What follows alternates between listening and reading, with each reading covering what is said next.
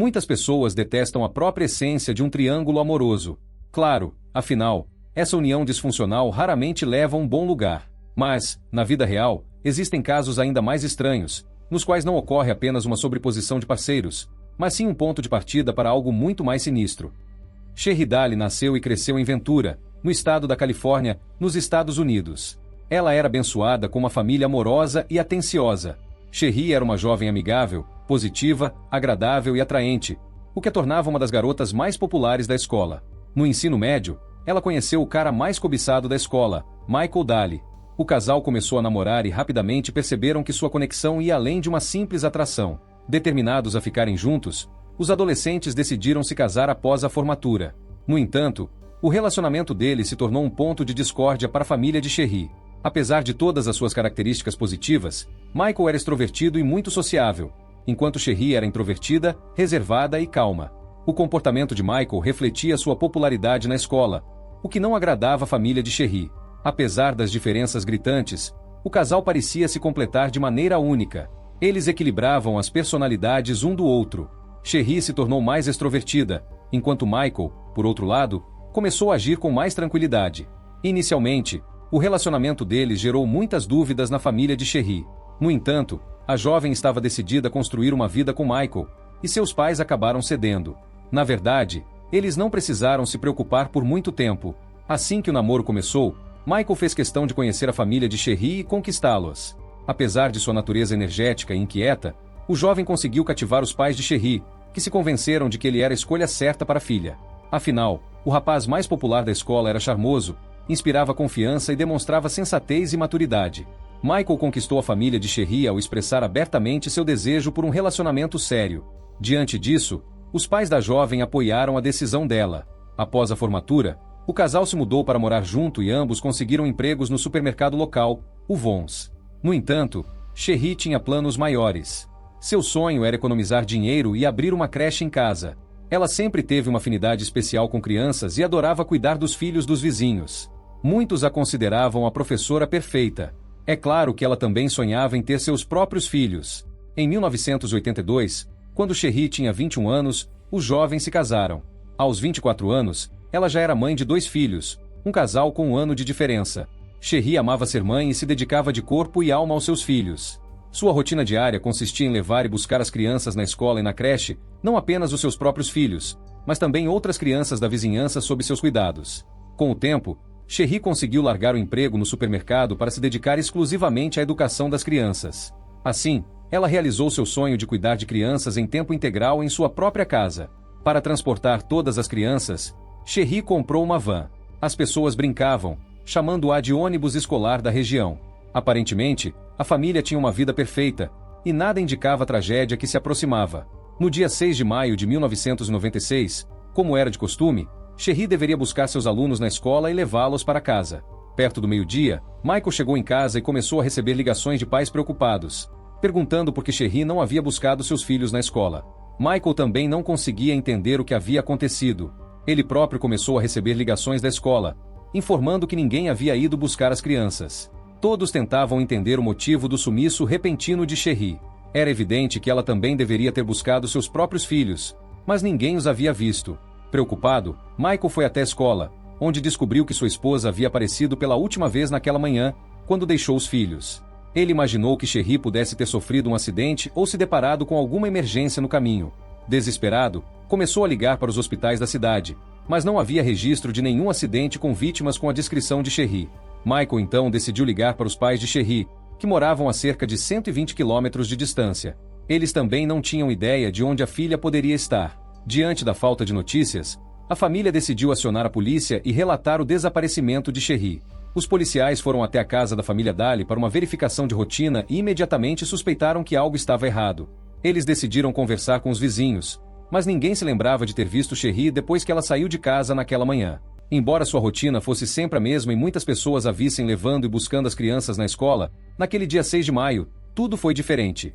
Cherry normalmente ia ao supermercado por volta das 10 horas, após deixar as crianças na escola.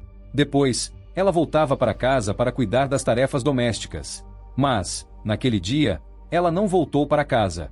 A polícia decidiu verificar os lugares que Sherry costumava frequentar e se dirigiram ao estacionamento do supermercado Target, onde ela normalmente fazia compras. Para surpresa dos policiais, a van de Sherry estava lá, aparentemente abandonada às pressas. As chaves estavam na ignição, sua carteira de motorista estava no chaveiro e os presentes que ela havia comprado para o Dia das Mães estavam jogados no chão do carro. As portas não estavam trancadas, mas Sherry havia sumido. Os investigadores voltaram à casa dos Daly para conversar com Michael novamente, mas ele não estava lá. Os detetives acharam aquilo estranho. Sua esposa estava desaparecida e, em vez de aguardar ansiosamente por notícias em casa, Michael havia saído. Para piorar a situação, a polícia descobriu que ele já estava vendendo os pertences de Sherry, o que indicava que ele não esperava que ela voltasse. Os policiais decidiram então verificar as filmagens das câmeras de segurança do supermercado Target, tanto do estacionamento quanto do interior da loja. Nas gravações, eles conseguiram identificar Sherry nas primeiras horas da manhã, fazendo compras, como de costume. Nada em seu comportamento indicava que algo estivesse errado. Ninguém a seguia, e nenhuma pessoa suspeita foi vista nas proximidades. Era evidente que algo havia acontecido depois que Sherry terminou as compras e saiu da loja. Infelizmente, as câmeras do estacionamento não estavam funcionando naquele dia, e não havia imagens do momento em que Sherry deixou o supermercado com sua van, às 9h22 da manhã. Enquanto os policiais discutiam o caso no estacionamento do supermercado, uma mulher que passava pelo local ouviu a conversa e decidiu intervir. Ela relatou ter visto um sedã azul turquesa parado perto da van de Sherry naquela manhã. Segundo a testemunha, uma mulher loira com terninho marrom e óculos escuros saiu do sedã e, após uma breve conversa com Sherry, algemou a jovem e a colocou à força dentro do carro, desaparecendo em seguida. A testemunha achou a situação estranha, pois a mulher loira não se parecia com uma policial e dirigia um carro comum. Pela descrição da aparência e das roupas, a mulher que foi levada embora se parecia com Sherry. A testemunha não conseguia entender por que a polícia abordaria Sherry daquela maneira. Intrigados com o novo depoimento, os detetives imediatamente suspeitaram que algo não se encaixava na história. Afinal, não havia nenhum registro policial de uma operação naquela região, e seria muito estranho que policiais à paisana estivessem envolvidos em uma abordagem como aquela, sem uniforme e em um carro sem identificação. Um dos detetives que investigavam o caso havia estudado com Sherry no ensino médio e conhecia bem a jovem e seu marido. Ele afirmou com convicção que Sherry jamais faria algo que justificasse uma abordagem policial, muito menos ser algemada e levada à força. O casal Daly não tinha nenhum histórico criminal, o que tornava a situação ainda mais suspeita. A testemunha havia fornecido uma informação valiosa, apesar de não se lembrar da placa ou do modelo exato do carro. Imediatamente, a polícia decidiu verificar os registros de prisões recentes, na esperança de encontrar alguma pista sobre o paradeiro de Sherry. No entanto, a busca não retornou nenhum resultado. Ficou claro que não se tratava de uma prisão legal, mas sim de um sequestro. A polícia voltou sua atenção para o marido de Sherry, considerando-o principal suspeito. No entanto, Michael tinha um álibi sólido. No momento do suposto sequestro, ele estava trabalhando no supermercado. Vários colegas de trabalho confirmaram a história de Michael, que se comprovou ainda mais verdadeira pelas gravações das câmeras de segurança do local de trabalho. A polícia concluiu então que, embora Michael não pudesse ter raptado a esposa, ele poderia ser o mandante do crime. No interrogatório, Michael confessou que tinha uma amante chamada Diana Aun, mas alegou não saber seu sobrenome, o que era bastante suspeito. Ele também disse não saber o endereço da amante, mas forneceu o número de telefone dela. Como na época os telefones celulares ainda não eram tão comuns, Michael forneceu o número do telefone fixo de Diana e foi liberado em seguida. Ao rastrear o número, a polícia descobriu que pertencia a uma mulher chamada Diana Downes. O endereço dela estava ligado ao número, e os detetives decidiram fazer uma visita. Ao chegarem ao local, os policiais bateram na porta e ouviram ruídos vindos de dentro da casa, mas ninguém atendeu. Depois de insistirem por algum tempo, a porta se abriu, revelando Diana vestindo apenas lingerie e Michael, seminu, logo atrás dela. O comportamento do marido da vítima era cada vez mais suspeito. Ele não demonstrava qualquer preocupação com o desaparecimento da esposa, nem com o bem-estar de seus 2 filhos pequenos, que estavam agora sem a mãe. Naquele momento, a polícia decidiu levar Michael e Diana para a delegacia para um interrogatório formal. As suspeitas de que o caso estava relacionado a um triângulo amoroso se fortaleceram. Era possível que Sherry tivesse descoberto a traição do marido, o que poderia ter motivado uma discussão acalorada entre o casal ou até mesmo entre as duas mulheres. Durante o interrogatório, a polícia descobriu que Diana era muito mais do que apenas uma amante para Michael. Ele a levava para sua casa com frequência, onde passavam tempo com seus filhos como se fossem uma família. O casal até havia passado férias juntos no México recentemente. Testemunhas confirmaram que Sherry sabia da traição do marido muito antes de seu desaparecimento. Ela havia confrontado Michael e Diana em diversas ocasiões, demonstrando grande infelicidade com a situação, principalmente pelo fato de seus filhos estarem sendo envolvidos na relação extraconjugal. Testemunhas confirmaram que Diana e Cherie nutriam um ódio mútuo, o que era de conhecimento de Michael. No entanto, ele parecia não se importar com a situação, e até mesmo parecia incentivar a rivalidade entre as duas mulheres. Cherie se referia a Diana como destruidora de lares e lutou com todas as suas forças para salvar seu casamento. Ela se recusava terminantemente a pedir o divórcio, acreditando que a crise seria passageira e que tudo voltaria a ser como antes. Em conversas com amigos e familiares, Cherie desabafou sobre os problemas que enfrentava em seu casamento. A partir dos relatos, ficou claro que Michael a tratava como uma empregada. Ela era obrigada a se levantar todas as madrugadas para preparar o café da manhã do marido, além de ter que deixar o chuveiro ligado para que a água estivesse quente quando ele acordasse. Michael era extremamente exigente e constantemente encontrava motivos para reclamar, mesmo quando Cherie se desdobrava para agradá-lo. Amigos próximos do casal sabiam que Michael criticava a aparência de Cherie após a gravidez. Ela se esforçava ao máximo para se manter em forma, fazendo dieta e se exercitando com frequência. Cherie também se preocupava com a aparência, experimentando diferentes penteados, maquiagem e roupas da moda para agradar o marido. A situação piorou em 1989, quando Michael foi transferido para uma loja em Santa Bárbara. Ele trabalhava à noite e dormia durante o dia, o que o impedia de passar tempo com a família. Mais tarde, quando foi transferido de volta para a loja em Ventura, Michael conheceu Diana e se envolveu em um relacionamento amoroso com a colega de trabalho. Eles tinham muito em comum, o que contribuiu para que a relação evoluísse rapidamente. Ambos eram filhos de mães japonesas e pais americanos que serviram no exército dos Estados Unidos. O caso de Michael e Diana era de conhecimento de todos os colegas de trabalho, que descreviam Diana como uma pessoa desagradável, reservada e com um olhar intimidador. Nos meses que antecederam o desaparecimento de Cherie, Michael inventou uma história para encobrir a traição. Ele contou para a esposa que um amigo chamado Alex estava passando por um momento difícil após o término de um relacionamento e que estava lhe dando apoio emocional, inclusive passando noites na casa do amigo. O tal amigo ligava para a casa dos Daly com frequência, mas na verdade era Diana, que mudava a voz para se passar por um homem. Era evidente que Michael não estava nem tentando esconder a traição. Na verdade, ele parecia querer esfregar sua infidelidade na cara de Cherie, o que a magoava profundamente e aumentava ainda mais sua insegurança. No Natal anterior ao desaparecimento, um dos vizinhos encontrou Cherie em prantos. Michael e os filhos haviam passado o feriado na casa de Diana, sem fazer questão de esconder o fato. Abatida e solitária, Cherie procurou a companhia do vizinho para tentar amenizar a dor da traição em pleno feriado.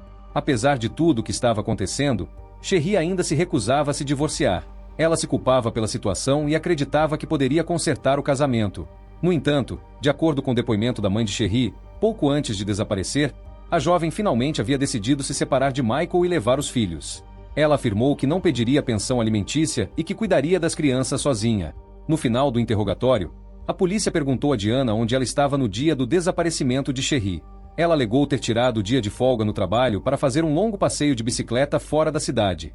Seu álibi era fraco, pois não havia testemunhas nem imagens de câmeras de segurança que pudessem confirmar sua história. Enquanto isso, a polícia recebeu uma ligação de um funcionário do supermercado onde Michael trabalhava, o mesmo local onde Cherie havia trabalhado anos atrás. O funcionário, que era colega de trabalho de Michael, relatou que Diana havia chegado atrasada ao trabalho no dia seguinte ao desaparecimento de Cherie, com marcas de arranhões na testa, que ela tentou esconder com a franja. A polícia percebeu que, durante todo o interrogatório, Diana mantinha o cabelo cobrindo parte do rosto. Ao ser questionada sobre os arranhões, ela alegou ter caído da bicicleta durante seu passeio. No entanto, as marcas não se pareciam com arranhões de asfalto, e sim com marcas de unha. Diana foi então solicitada a mostrar as palmas das mãos, cotovelos e joelhos, locais que geralmente se machucam em uma queda de bicicleta. Para surpresa da polícia, não havia nenhum arranhão em seu corpo, como se ela tivesse caído de cara no chão. Diante da inconsistência e do absurdo da história, Diana se manteve firme em sua versão dos fatos. Seu comportamento era suspeito, assim como o de Michael, que não demonstrava qualquer preocupação com o paradeiro da esposa. Ele não participou das buscas por Cherie e nem sequer se ofereceu para ajudar nas investigações. Michael justificou sua ausência alegando que precisava cuidar dos filhos, que estavam fragilizados com o sumiço da mãe. No entanto, sua desculpa parecia falsa, pois ele não hesitava em deixar as crianças com seus avós para sair com o amante. A polícia precisava de provas concretas para incriminar os amantes. A testemunha do suposto sequestro havia mencionado que a falsa policial dirigia um carro azul turquesa, mas não se lembrava da placa. A polícia então deduziu que os sequestradores provavelmente haviam alugado o veículo. Ao investigar locadoras de veículos próximos ao local do desaparecimento, descobriram que o Nissan Altima azul turquesa havia sido alugado no dia do crime. A polícia solicitou acesso ao veículo, que estava passando por uma limpeza e uma lavagem a seco. A política da locadora não exigia a limpeza interna dos veículos após cada aluguel, mas, naquele caso específico, o carro estava em péssimas condições, muito pior do que o normal. Os funcionários da locadora relataram que o interior do veículo estava completamente sujo, como se algo terrível tivesse acontecido lá dentro. Os bancos traseiros estavam manchados, e o espelho retrovisor estava quebrado. Diante da situação, a gerência da locadora ordenou uma limpeza completa no veículo. Quando o carro finalmente retornou à locadora, a polícia realizou uma inspeção minuciosa em seu interior. Para surpresa dos investigadores, a lavagem a seco não havia removido todas as evidências. Ao levantarem os tapetes do carro, eles se depararam com uma grande mancha que parecia ser sangue seco. Outra mancha semelhante foi encontrada no porta-malas. O veículo foi levado para análise forense, onde mais vestígios de sangue foram encontrados. Quando o estofamento dos bancos traseiros foi removido, ficou evidente que o material estava completamente encharcado de sangue. Testes de DNA feitos após a descoberta confirmaram que o sangue pertencia a Sherry. Além disso, a polícia descobriu que o carro havia sido alugado por Diana no dia do desaparecimento de Sherry. Diante das evidências, a polícia decidiu interrogar Diana novamente, confrontando-a com a descoberta do sangue no veículo. No entanto, ela negou qualquer envolvimento no crime, repetindo a história do passeio de bicicleta. Durante uma busca na casa de Diana, a polícia encontrou uma fotografia peculiar em sua bolsa. Era uma foto de família comum, exceto por 2 detalhes importantes. A foto havia sido tirada em um estúdio profissional, e Diana estava presente na foto ao lado de Michael e seus filhos. Quanto mais a polícia investigava o caso, mais bizarro ele se tornava. Na mesma bolsa em que a foto foi encontrada, a polícia encontrou um pedaço de papel com o nome de Sherry e o número de sua conta bancária. As investigações revelaram que Diana era praticante de bruxaria e que havia comentado com um colega de trabalho sobre seus planos de sacrificar alguém no aniversário de Michael.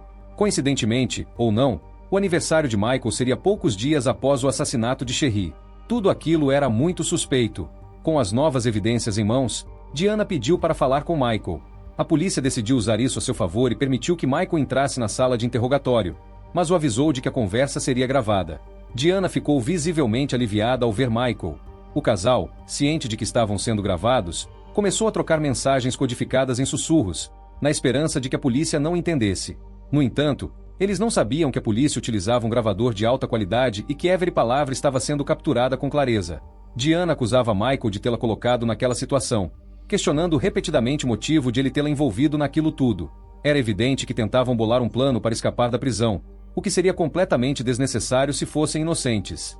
Michael então começou a falar em voz alta, utilizando frases genéricas e sugerindo que Diana contasse a verdade para a polícia, alegando que ela não havia feito nada de errado. A tentativa de manipular a investigação era evidente, mas Michael e Diana não faziam ideia de que a polícia já havia ouvido a parte mais importante da conversa.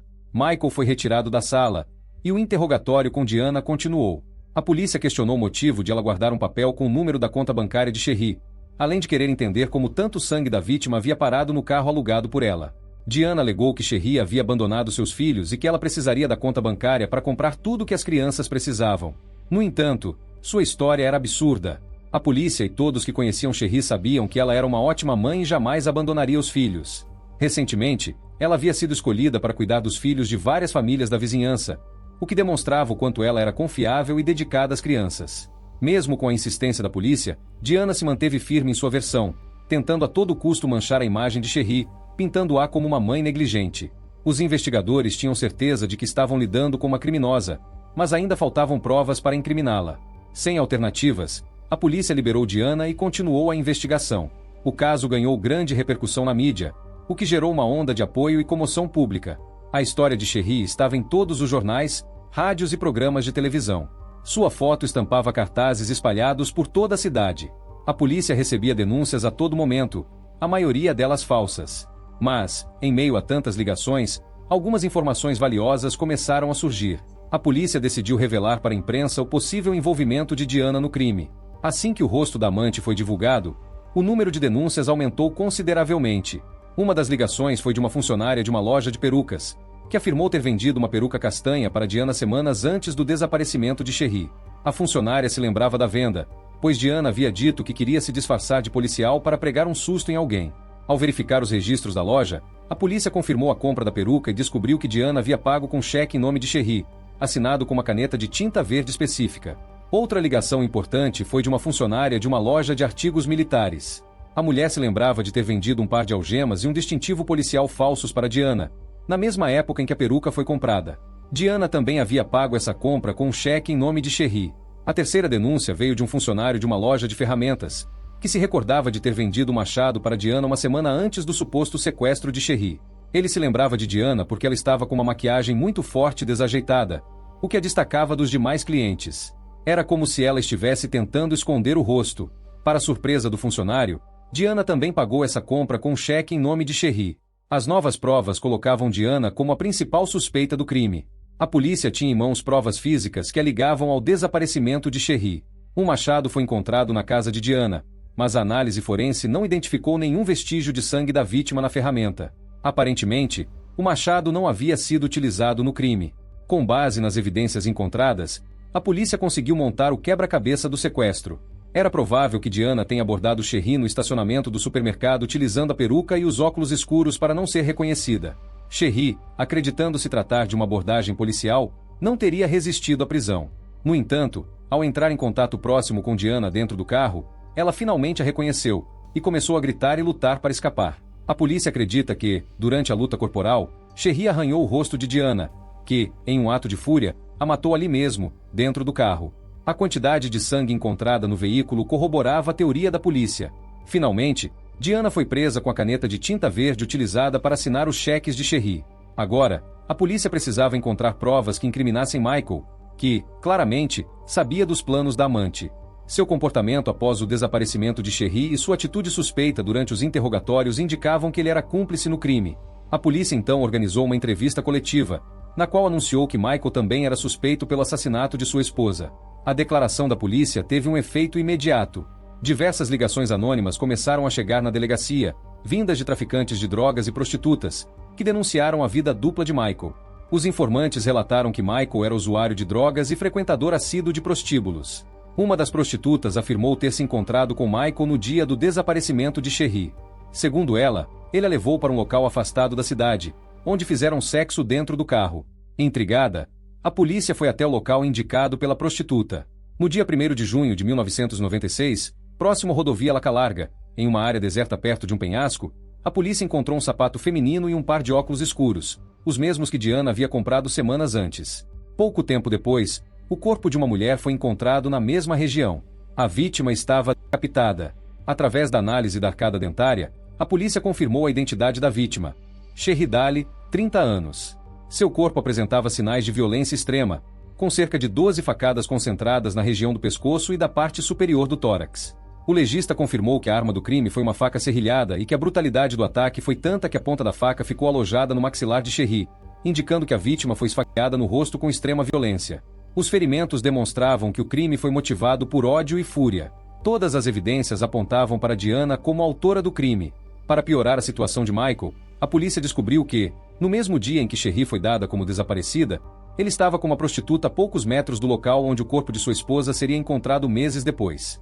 Era evidente que Michael estava envolvido no assassinato de Cherry, e a polícia finalmente tinha provas suficientes para incriminá-lo. Após uma série de testes, a polícia confirmou que Diana foi a responsável por sequestrar e assassinar Cherry.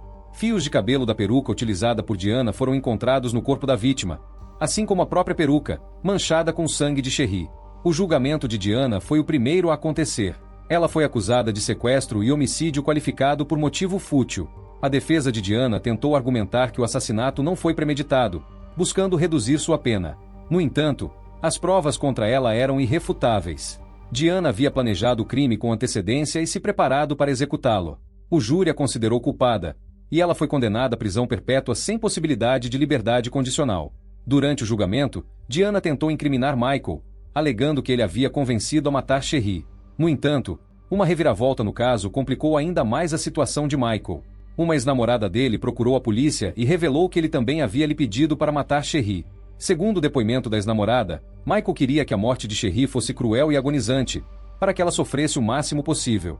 Aterrorizada com a proposta, a jovem terminou o relacionamento com Michael. Ao descobrir o que havia acontecido com Cherry, ela decidiu procurar a polícia e revelar o plano de Michael. Diana havia se tornado mais uma vítima de Michael, que manipulou a todos ao seu redor. Colocando as duas mulheres uma contra a outra, ele convenceu Diana de que só poderiam ser felizes juntos após a morte de Cherry. Para a acusação, O assassinato de Sherry foi motivado pela ganância e pelo desejo de Michael de se livrar da esposa sem ter que enfrentar um divórcio complicado e uma batalha pela custódia dos filhos. Michael havia recebido $50 mil da seguradora pela morte de Sherry, o que reforçava a teoria da acusação. A defesa de Michael tentou argumentar que ele era vítima das circunstâncias e que apenas queria se livrar de um casamento infeliz, já que Sherry se recusava a lhe conceder o divórcio. No entanto, suas alegações não convenceram o júri. Michael foi considerado culpado por homicídio qualificado e condenado à prisão perpétua sem possibilidade de liberdade condicional, assim como sua amante. Após a morte de Sherry, seus filhos, Danielle, de 8 anos, e Max, de 6 anos, foram criados pelos avós maternos. O filho mais velho, até hoje, acredita na inocência do pai, culpando Diana por sua morte.